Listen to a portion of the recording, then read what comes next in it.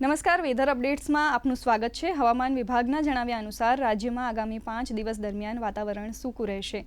હાલ રાજ્યમાં ઉત્તર પૂર્વથી પૂર્વ તરફના પવન ફૂંકાઈ રહ્યા છે। રાજ્યમાં સૌથી ઓછું તાપમાન નલિયામાં 6.4 ડિગ્રી નોંધાયું હતું। આગામી 5 દિવસ તાપમાન યથાવત રહેવાની શક્યતા છે અને લઘુત્તમ તાપમાનમાં વધુ પરિવર્તન થશે નહીં।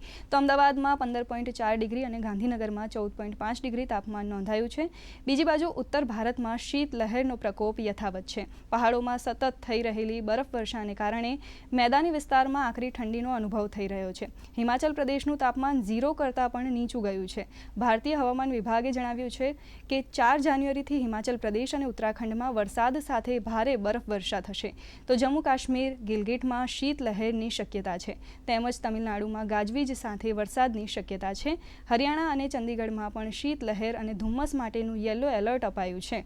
પશ્ચિમી વિક્ષેપના કારણે પહાડી વિસ્તારોમાં સતત બરફવર્ષા થઈ રહી છે, તો બીજી તરફ હાડ ધ્રુજાવતી ઠંડીને કારણે પટણામાં શાળાઓના સમયમાં ફેરફાર કરવામાં આવ્યો છે।